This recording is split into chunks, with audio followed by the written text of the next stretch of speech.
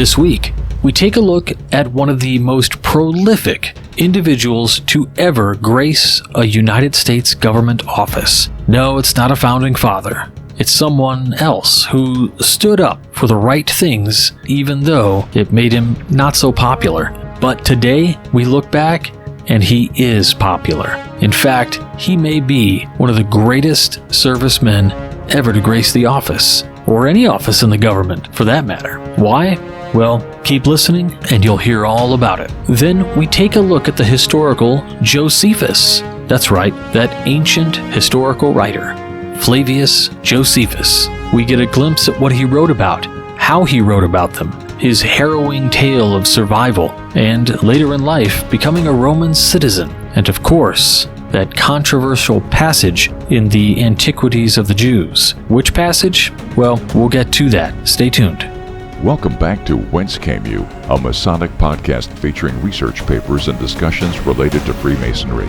Here's your host, Brother Robert Johnson. Welcome back to the show. This is episode number 696. I want to thank our contributors, fellows, producers, and legacy partners of the WCY podcast. Without you, we cannot make the show the way we make it, in the consistent manner that we do, and at the production level that we do.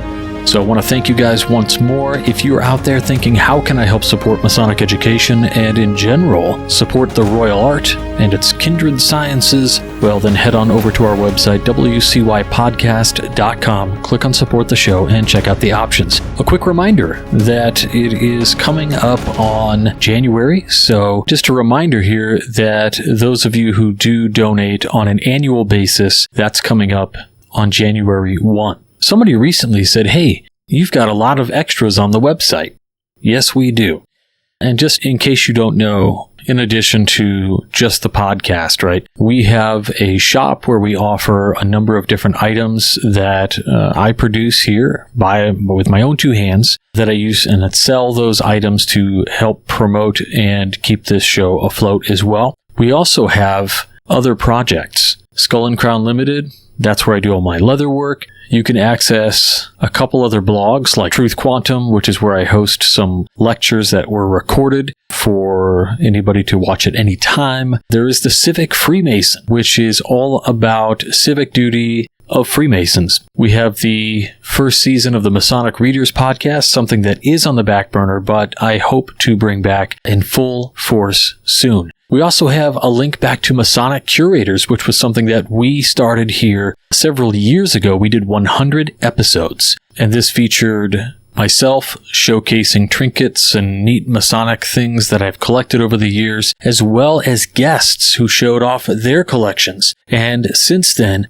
some folks under the Grand Lodge of Massachusetts have taken it on, and I handed it over to them, and they have turned it into something even greater and cooler than I could have ever made. So that's out there as well. We also have our remastered Manly P. Hall lectures. So if you click on that link, you can then go and click on the portrait image of Manly P. Hall, and that will take you to a Google Drive, where we have taken 23 Manly P. Hall lectures, which we acquired in their raw format, and then we digitally remastered them in 320 kbps dual channel constant joint stereo. All the white noise has been knocked down nearly 95%, and Manly Hall's voice carries out like never before.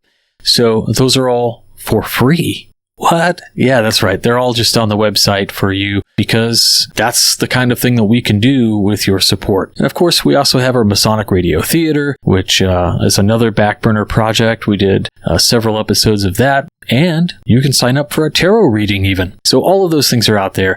I want to thank you guys so much. I'll see many of you at the Valley of Columbus, Ancient Accepted Scottish Rite, Northern Masonic Jurisdiction. Next weekend, I'll be doing the Tetragrammaton, a lecture that explores the entire concept of the lost word, and it'll be a good time. I think we'll find that we'll have some great conversation. It'll be entertaining as well as interesting, so I hope to see you guys all there. So, interestingly enough, recently, a friend and brother sent me a link to a Facebook post.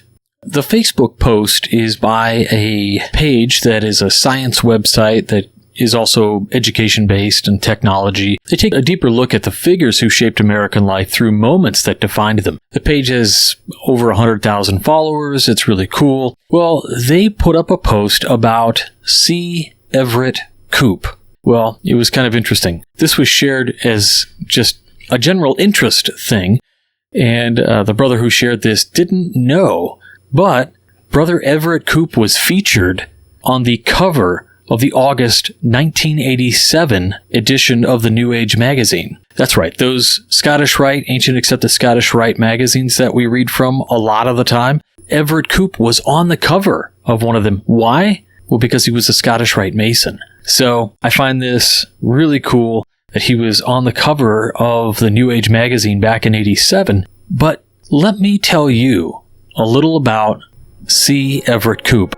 I'm just going to read from the True Stories post that they put up because I think it is succinct and gives wonderful, accurate information on illustrious Brother Koop. C. Everett Koop walked into the White House briefing room in 1986 holding a thick report on AIDS that the administration wanted softened, then read every unedited word on national television because he refused to let politics bury a public health truth that could save lives.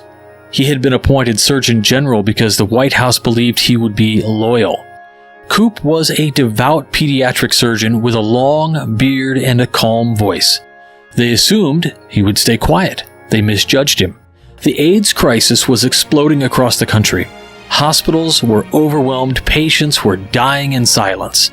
Fear was spreading faster than facts. Koop asked for resources. His requests were ignored. He asked for data. He was blocked. So he gathered the science himself. He spent nights reading medical journals at his kitchen table. He interviewed doctors who worked on the front lines. He spoke with patients and families. He filled binders with case studies the government tried to avoid. When he finished his report, it told the truth clearly. AIDS was a virus, not a moral failure. It required education, testing, compassion, and national strategy. While White House staff pressured him to remove sections on the sex education, he refused. He said public health was worthless if it filtered through fear. Then he did something unprecedented. He mailed an AIDS education pamphlet to every household in America. 107 million copies. The largest public health mailing in United States history. Some politicians attacked him. Churches wrote letters of outrage. Parents complained. Koop stood firm. He believed silence led to the loss of life. He believed clarity saved life. His work didn't stop there. He confronted big tobacco when smoking deaths climbed. He released a report comparing nicotine addiction to heroin and cocaine. Executives called him reckless. He answered with data. He pushed for warning labels. He fought for smoke-free public spaces. He told Congress that the industry had lied for decades. His presentations cut through lobbying spin with a surgeon's precision. Behind the scenes, he carried the same discipline he brought to the operating room. Koop arrived early, read every line of every study, and took calls from families who had no influence or connection. Staff members said he treated the public health like a moral obligation, not a career. He believed the job required truth, even when truth cost friendships, political standing, or future appointments. C. Everett Koop never acted like a government figurehead. He acted like a doctor who understood that lives depended on honesty, and he proved that courage in public health is measured by truths spoken when power prefers silence. And so one of the most interesting things here about C. Everett Koop is that in this New Age magazine, he's featured right on the cover. But if you flip through the pages, you will come on page 8 to an article called Good Health by C. Everett Koop, MD, Surgeon General, U.S. Public Health Service, in which he outlines the dangers of smoking with graphs and bar charts showing that cigarette consumption and lung cancer deaths, lung and breast cancer deaths, life tables over 35-year-old men of smokers versus non-smokers, and it goes on for 5 extra pages. And the Scottish Rite printed this. And I can only say how awesome it is when we look at the history of Masons and we find somebody like C. Everett Koop, who we can look at and say, yep, good men come to Freemasonry. He wasn't all of this because he was a Mason. He was born and prepared in his heart first and came to Masonry, and I just think he's one of the most awesome people who ever served in the United States government, and he just happens to be an illustrious brother. He served in office from 1982 until 1989 under the Reagan and Bush administration, and he passed away February 25th, 2013, aged 96. He was a member of the Republican Party, had 4 kids, quite an accomplished individual. At a November 2010 news conference, Koop spoke from a wheelchair and said that he was, quote, very, very deaf and legally blind. Koop died again on February 25th, 2013 at the age of 96 at his home in Hanover, New Hampshire.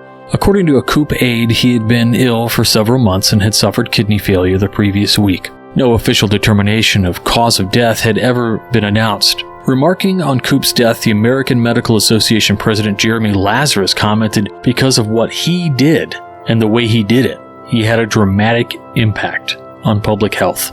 The Associated Press called his impact great, while the Philadelphia Inquirer called him a courageous and brilliant pediatric surgeon who pioneered techniques and became an outspoken Surgeon General. Writing for The New Yorker, Michael Spector said, "I don't think I have ever met anyone for whom I had more respect.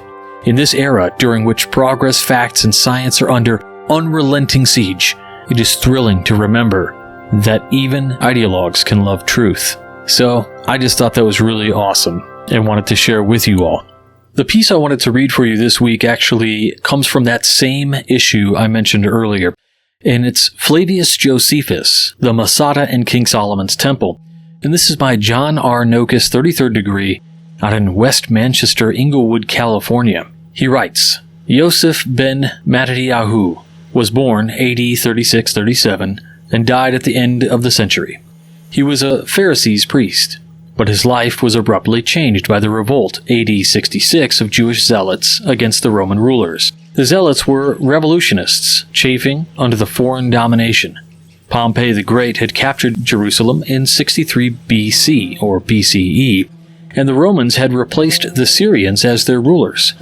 Before them had been the Egyptians, the Persians, and the Babylonians. Contemptuous of the small Roman garrisons in Judea, the Zealots seized the Masada, the mountain fortress south of Jerusalem, overlooking the Dead Sea, which had been heavily fortified by Herod the Great as a refuge in time of trouble. Its Roman garrison was slain, and in unrestrained outburst of religious and patriotic fervor, Jerusalem was attacked and its Roman garrison also slain.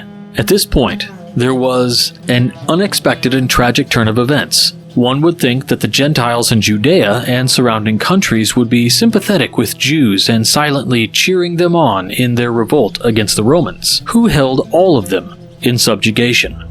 Instead, they were infuriated with them and rose up in a village after village to massacre the Jews by the thousands. At Caesarea and Alexandria, the slaughter was unbelievable, 30,000 including women and children at Caesarea and 50,000 at Alexandria. The Jews had no alternative but to fight back. The nation, not just zealots, was now engulfed in war. Cetius Gallus, the Roman governor of Syria, marched south from Antioch with the 12th Roman Legion, 6,000 men to put down the revolt. For insurance, he had with him 13,000 trained native troops from neighboring countries.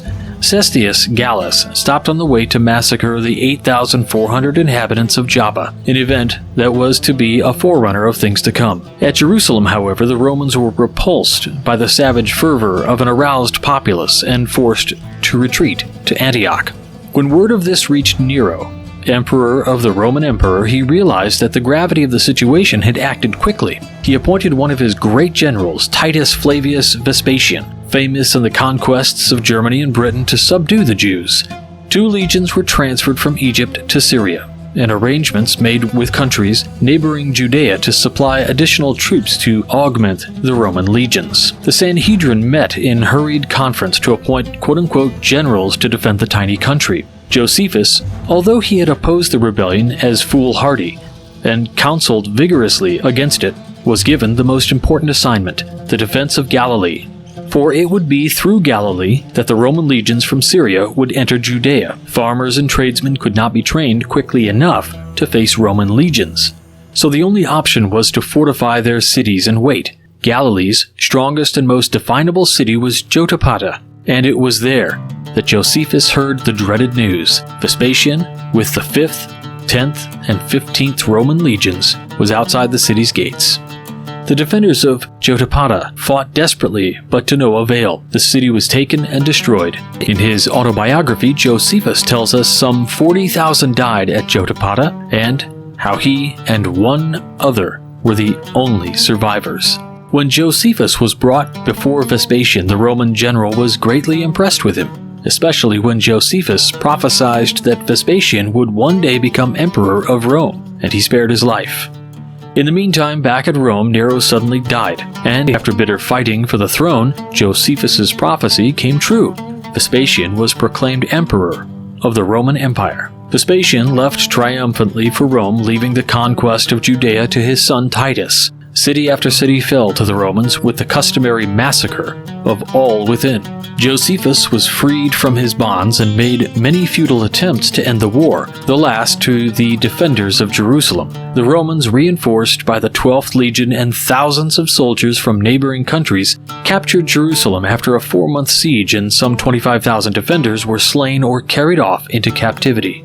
The temple was burned and the city razed. Josephus said that over 1 million Jews were killed in the abortive war. The year AD 70, or CE 70, saw the death of a nation. After the fall of Jerusalem, the small band of zealots fled to the Masada, where it had all begun. 2 years later, the Roman general Flavius Silva, with the 10th Roman Legion, besieged the stronghold. The walls were finally breached, and the sight that greeted the Romans as they entered the fortress stunned even the hardened legionnaires. 960 men, women, and children had been killed by their relatives rather than submit to the Romans. Josephus, in chapter 9, book 7 of his Wars of the Jews, described the last day of Masada. Quote, "Nor was there, at length, any one of those men found that scrupled to act their part in this terrible execution, but every one of them dispatched his dearest relations. Miserable men indeed were those whose distress forced them to slay their own wives and children with their own hands, as the lightest of those evils before them. So they, being not able to bear the grief they were under any longer, they presently laid all they had upon a heap, and set fire to it. They then chose 10 men by lot out of them to slay the rest, every one of whom laid himself down by his wife and children on the ground, and threw his arms about them, and they offered their necks to the stroke of those who by lot executed that melancholy office. And when these 10 had without fear slain them all, they made the same rule for casting lots for themselves, that he whose lot it was should first kill the other 9, and after all should kill himself. And when he perceived they were all slain, he set fire to the palace, and with great force of his hand ran his sword entirely through himself, and fell down dead near his own relations. So these people died with this intention, that they would not leave so much as one soul among all alive to be subject to the Romans." End quote. We note that 2 women and 5 children who had hidden themselves before the executions survived to tell about the siege, and that last, never-to-be-forgotten day. Because of his many peacemaking efforts, Josephus had made many enemies who now threatened his life. Forced to flee, he went to Rome, and he was warmly greeted by Vespasian. He became a Roman citizen, was granted a pension, and took the name Flavius Josephus.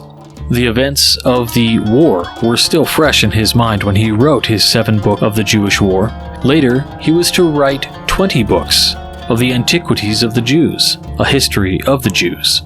Josephus would have been astonished, to say the least, if he had known that casual comment he made would in turn make him a household word among the millions of a social fraternity, the Society of Free and Accepted Masons, many hundreds of years later. It all stemmed from Herod's decision to rebuild the temple in Jerusalem. This second temple had stood for some 500 years, had been pillaged and desecrated several times, and was in a bad state of disrepair. The repairs that Herod the Great made were so extensive that the result was a new temple called Herod's Temple. It was much larger than the previous two and rose 150 feet into the air, 3 times the height of King Solomon's temple.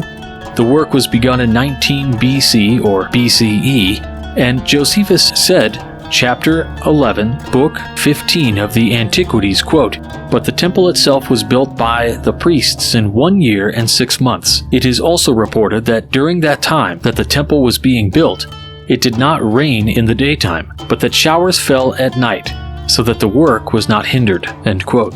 Early Masonic ritual writers transferred this remark of Josephus's to King Solomon's temple, and thus it has come to us. One paragraph in Josephus's Antiquities has been the center of controversy for centuries, the mention in Chapter 3, Book 18 of Jesus. Some scholars consider it a forgery inserted by zealous Christians long after the original writing. The original was written in Aramaic and long lost. Aramaic was the language of the Jews and had been for many centuries. Hebrew was also their sacred language and was also the common language of neighboring countries. After the conquests of Alexander the Great, Greek became a second common language. The names of Jesus and Christ remind us of this. So Josephus translated many of his writings into Greek. These originals are also lost. Here is the disputed passage, quote, "Now there lived about this time Jesus, a wise man, if it be lawful to call him a man, for he was a doer of wonderful works, a teacher of such men as receive the truth with pleasure. He drew over to him both many of the Jews and many of the Gentiles. He was the Christ. And when Pilate, at the suggestion of the principal men amongst us, had condemned him to the cross, those that loved him at the first did not forsake him, for he appeared alive to them again the 3rd day, as the divine prophets had foretold these and 10,000 other wonderful things concerning him, and the tribe of Christians, so named from him, are not extinct at this day." End quote. And there you have some history on Flavius Josephus and his work and what he witnessed, and some history on Solomon's temple, and of course this contentious passage that is still sort of hotly debated today, although I think the most recent stance that historians take on this is that it is a legit entry and was not a product of forgery. So there's that. Very interesting indeed. Well, that's it for this week. I want to thank you all for joining us. I want to thank one more time our producers, fellows, contributors, and legacy partners of the WCY podcast. If you're out there thinking, hey, how can I help support this? Head on over to the website. As I say all the time, check out the options under the Support the Show tab. And if none of that suits your fancy, then check out the shop or any of the other things we've got on the website. All monies collected go right back into the production of this show, Masonic Education. So thanks so much. And until next week, stay on the level. For Whence Came You, I'm Robert Johnson. Take care. You've been listening to Whence Came You, a Masonic podcast featuring research papers and discussions related to Freemasonry with your host, Brother Robert Johnson. Be sure to join us for our next edition.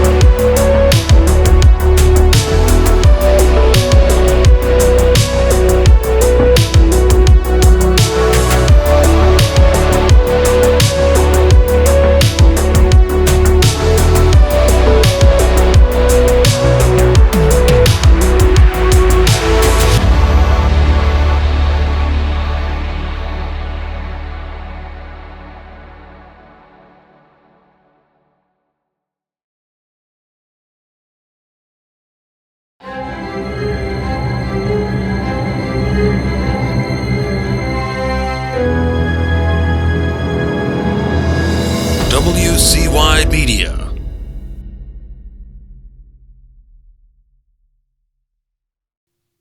Why, that BBS not the map.